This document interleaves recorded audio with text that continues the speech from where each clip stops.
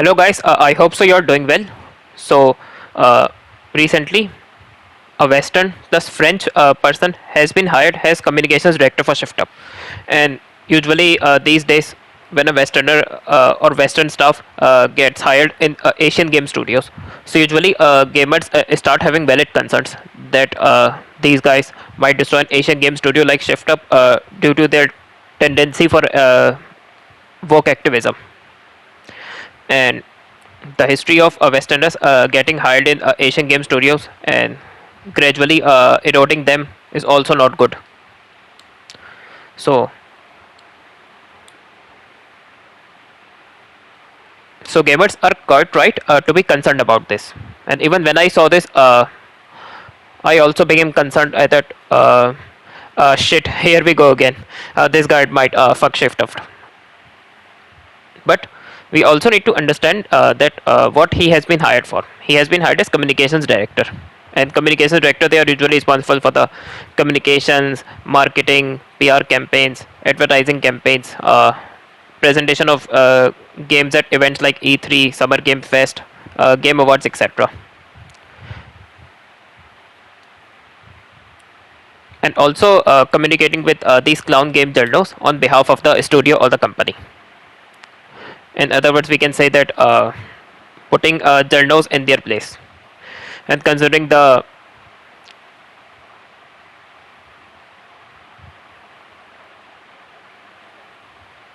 journals attempt against the first Teleblade in to try to make it flop, but they failed spectacularly.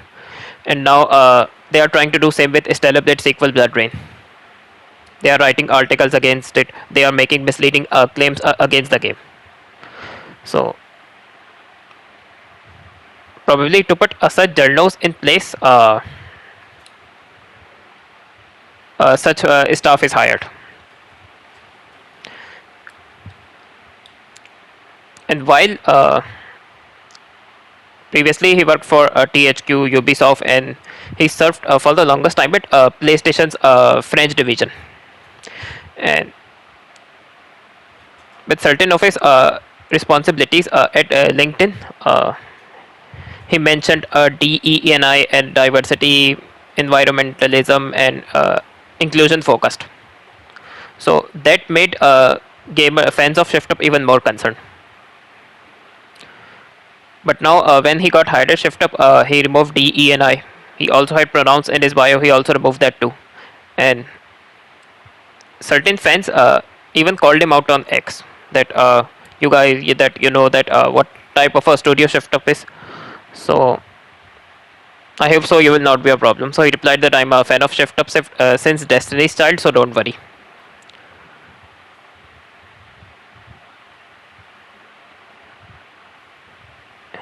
And if and regarding DIDSD for DEI diversity managers, chief diversity and inclusion officer, or they will be hired in the HR department. And similarly for the ESD, they will be hired under the banner of investor relations or corporate governance. So people in communications, they might contribute partly to it, but not they are not mainly responsible for DIDSD. So that is something that the fans of ShiftUp, including me, need to be clear about. And even in his previous positions, he was not mainly responsible for DEI and ESD. He partly contributed to it.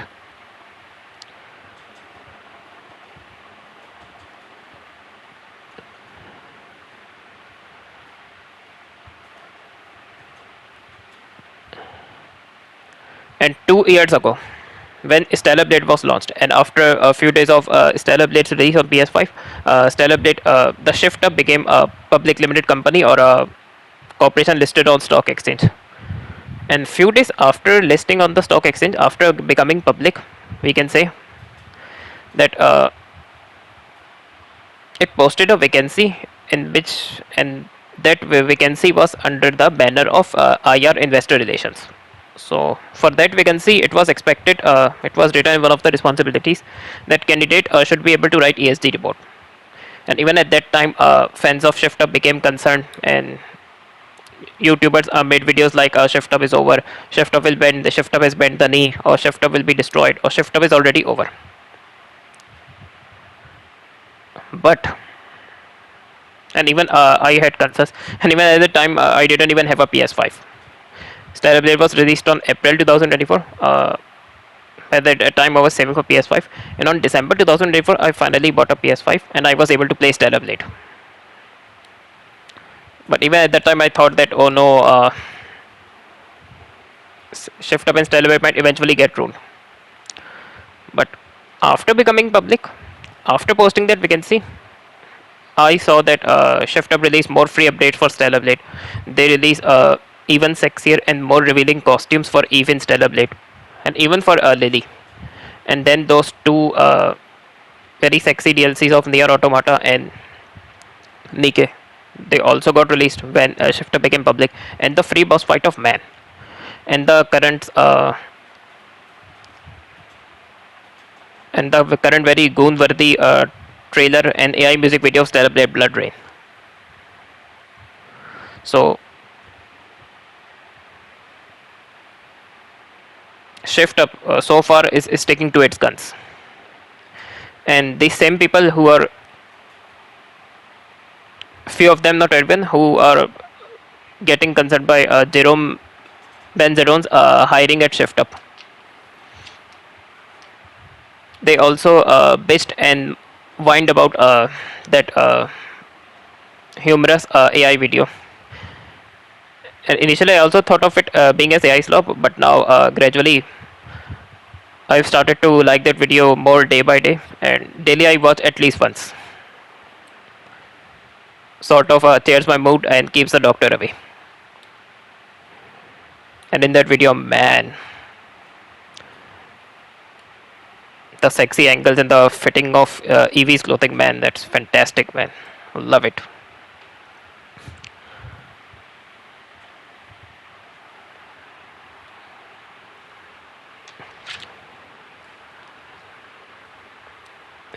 And a few other things about this Jerome Benzamon. Jerome Benzamon. Apologies if I'm making mistake in the pronunciation.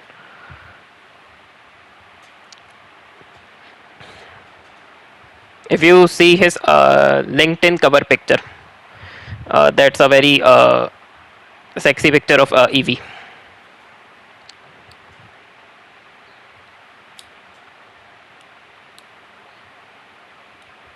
So, and he's not a typical Gen Z who graduated out of university, brainwashed by the university's leftist education, and he just got an opportunity in gaming, so he joined. By the way, if Jerome Benzema, this Jerome guy, if he had joined for HR or for main D and ESG vacancies of Shift Up, then that would have been quite concerning. But he's hired for communications, and the guy is quite a veteran. If you guys take a look at his LinkedIn, so the guy has incredible track record regarding communications and marketing, and he's been working in the gaming industry since the PS2 era. And during his tenure in these different companies, he's responsible for communications, marketing, press releases, trader reveals, early access gameplay for the journals and influencers, etc. for some of the finest games like Splinter Cell Pandora Tomorrow, Splinter Cell Chaos Theory, is WWE SmackDown versus Raw games, Helldivers 2,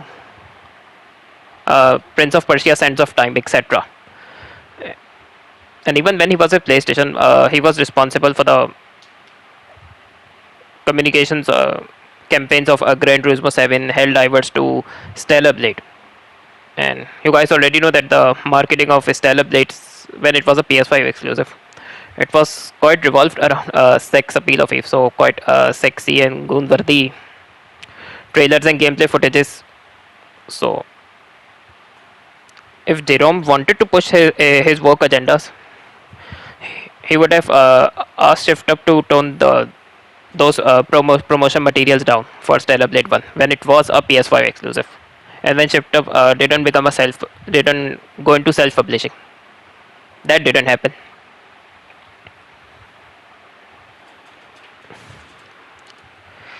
So obviously, I'm not saying that we should ignore and we should just chill. We should be concerned. We should never put a blind faith on these companies and people like Kim Hyung. They can change. They can change over any time. But if we start just making concerns which are not justified, so that gives ammunition to the Wokies against us, and then they ridicule us, and then make us loser in the eyes of gaming studios and companies. So we need to be careful about it. And by the way, the history of Westerners getting hired in Asian studios is not good. Uh, they eventually destroyed ruined Square Enix, Bandai Namco, Koei Tecmo, and they post censorship. And instead of translations, they change translations to push their agendas. And Capcom also made a localization team based on these activists, and they destroyed recent Dead Rising Deluxe remaster, in which certain jokes were censored, female characters were censored, and certain fan service elements were cut out. The Onimusha PS2 ports were released, in which they also did censorship. Only the Resident Evil team is one that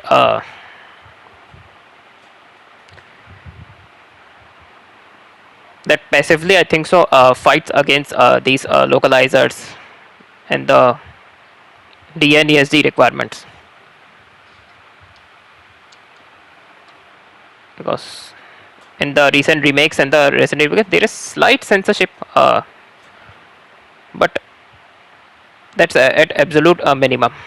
Many of the fan service elements are still there. In fact, the Resident Evil 4 remake, I've played it,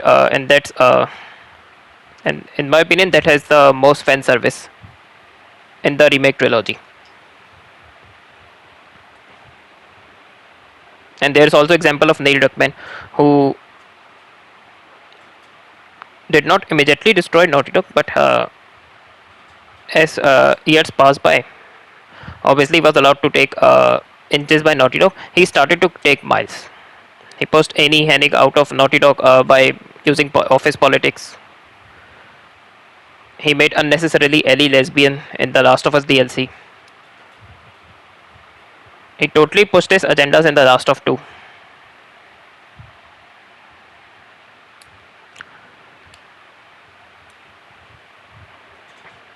And another thing which I would like to talk about is one guy who will actually call this Jerome guy out if he smells agenda pushing, and that is Shinji Mikami, because he will also be working for Shinji Mikami's Unbound Studio, because Unbound Studios now has been acquired by ShiftUp. Shinji Mikami in the past has actually called out Zero, a recent game that was released as a remaster. It was censored in Japan by Zero. Zero is the ESRB or PEGI of Japan. And the problem is Zero censors out a lot of violence in the games, especially from the Western games. So Japanese gamers who usually play Grand Theft Auto, Red Dead Redemption, they import the American versions, because Japanese versions are quite censored. And even the Resident Evil games, they are quite the violence and gore in them is quite censored for the Japan. So Shinji Mikami called it out that these people who are working in Zero, they are not gamers. They don't play games. They don't know anything about games, and they are trying to make ratings decisions for the games.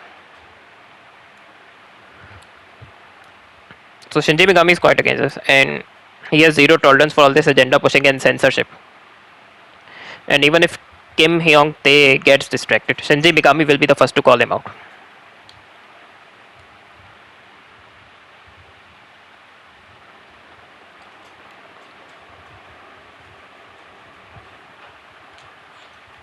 And while there's another Western hire who is head of publishing a ShiftUp, and so another candidate by whom's hiring gamers should get concerned. But he has mainly worked in Japan. Now he's working as head of publishing a ShiftUp. You guys can see the screenshot.